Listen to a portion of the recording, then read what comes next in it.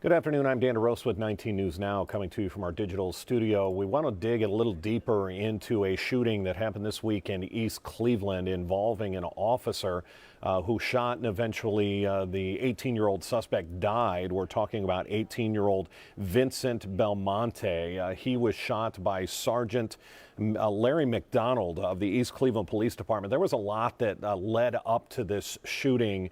There was a carjacking, and then three suspects in this vehicle had been on a high-speed pursuit that covered several miles.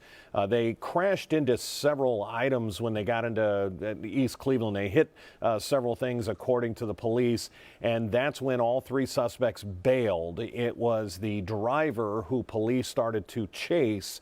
And according to the police accounts, that driver had a gun and made some statements. I'm going to hold off on some of those statements. I do want to show you just sort of the video of the end of sort of the scene where this took place, and you can see they had to rope off quite an area.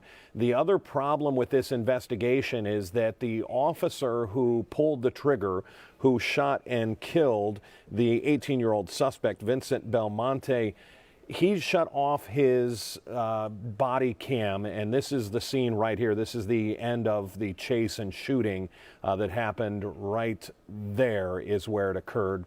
The officer who shot and fired, his body cam was shut off moments before the fire, moments before he pulled the trigger, something that's being investigated. One of our chief investigators, Hannah Catlett, is joining us now. Hannah, that's where this, I want you to pick this up. Why is this such an issue? I know that sounds like a stupid question. Well, Dan, you've got to wonder, did he do that on purpose, or was it a mistake? Did he reach down and just shut it off thinking he was turning it on? We'll get to that in just a second. First, want to pause for a second. With the other officers that were on scene, they not only were rolling as the shooting happened, but they started somehow their body cameras started recording when they started that high-speed chase that you mentioned. So they've got recording in their car doing the chase and then getting out and chasing the suspects on foot. What we're about to show you is the shots that were fired that were caught on camera by another officer who did not actually pull the trigger.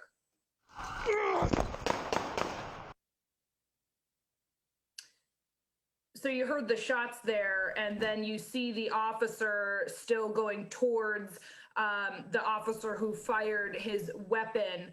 And in that video, you can see, that he's on scene there, but you cannot see the shoot itself. And that's the problem, is that there is no video of those shots that were fired. What we're going to show you now is the aftermath, what happened according to other officers' cameras that were still rolling after the shots were fired.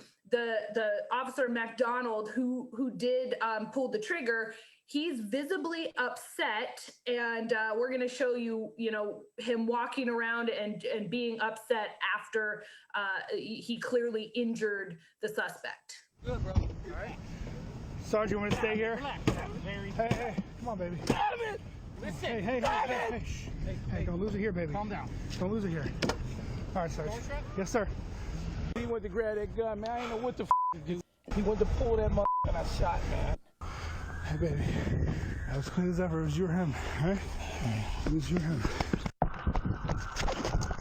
So you can see there that he was upset. It's unclear if he was upset because the guy was injured or because he was forced to pull his trigger. Now, what you're seeing right now is video that we have from his body camera. This 3-second clip is all we have from the officer, Larry McDonald, who fired his weapon. So he gets on scene, and we have a 3-second clip of him turning his camera off. So it's unclear if he thought he was turning it on or if he purposefully turned it off. The chief says that that's something that's still under investigation. What's really interesting about this is that this officer, Dan, he was brought up in a council meeting 3 weeks ago, and council members were specifically concerned about this officer and, the way that he was acting on the streets. We know that he's already under investigation for a totally separate matter.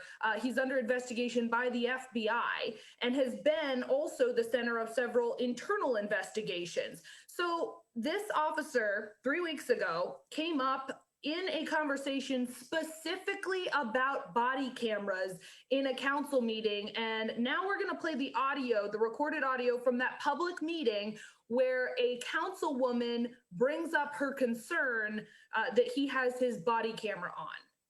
I need you to make a commitment that Larry McDonald have the body camera on every time he leave this building. 19 Investigates confirmed in November that MacDonald is already under a separate investigation by the FBI. This is what the mayor told the council members in the meeting last month. I will make a commitment. That's policy that he has that on. So if I see him right now, he should have his body camera on. That's what you're trying to say? If there's an interaction and he is in uniform at work, yes, he should.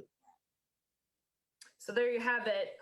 That is a little excerpt from my story that's going to air tonight at 6. But just absolutely shocking to find that audio from the council meeting that was clearly held virtually just 3 weeks before this officer somehow turned his camera off right before the shooting. And it's, Hannah, let's have just a little bit of a discussion here. We have seen cases in the past. Look, everybody is fallible. Everybody can make a mistake.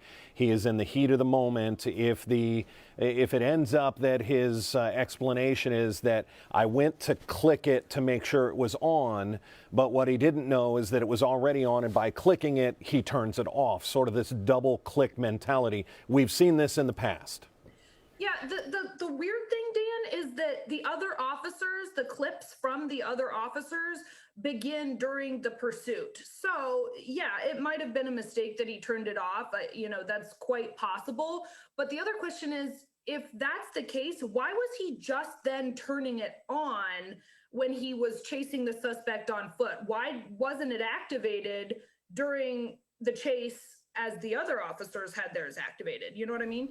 Yeah, no. And Hannah, who's involved in this investigation at this point? Has this been handed to BCI or where does this go from here? Yeah, the state is investigating. That's BCI, what you were just talking about. And they are investigating the actual shooting itself and whether it was justified. Just to be fair, though, we do want to mention, if he had the body camera on, it could have showed that the shooting was justified. We do know that there was a weapon found with the suspect on scene. So, the reports that the police were saying, he's armed. He did have a weapon, according to the East Cleveland police chief. And from that body camera footage, we could see that the suspect was shot at least once. It was graphic, so we can't show it, but he was shot in the upper chest, which is towards the front of his body, which you would presume means that he at some point turned, possibly. The medical examiner's report that we just got back says that the suspect had multiple gunshot wounds. We don't know where the other ones were. But like you said, the BCI has been brought in to investigate the shooting itself.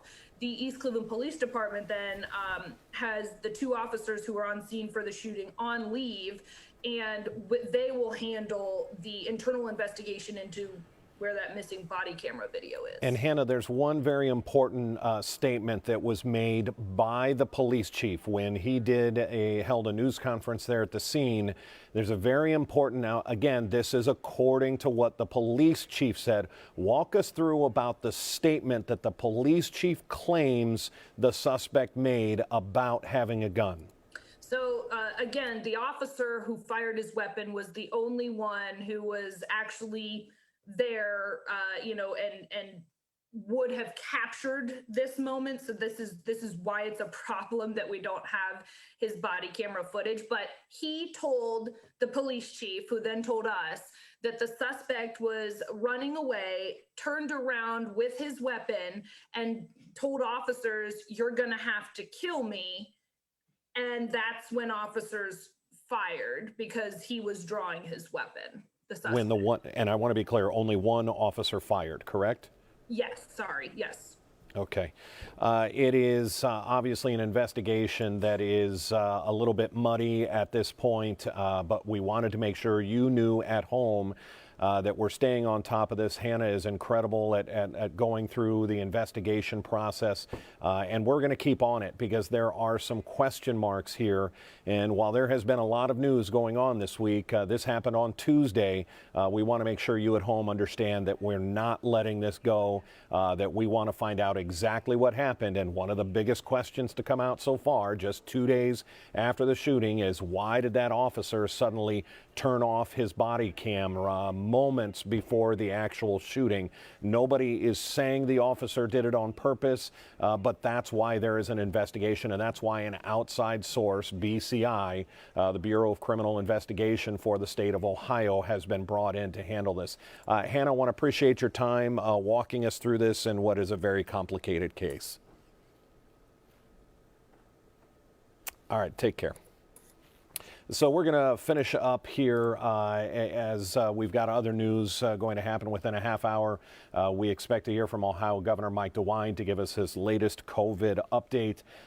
We're also supposedly going to be hearing from President-elect Biden. Joe Biden was supposed to speak at 1:30, and as I look around at my sources here, I don't think that is going to be on time. A lot of his events never really start anywhere near on time. If we get a chance to bring you that before the governor, we will. Otherwise, we'll see you at 2 o'clock. I'm Dan DeRosa with 19 News Now. Have a good afternoon. 19 News. First, fair, everywhere.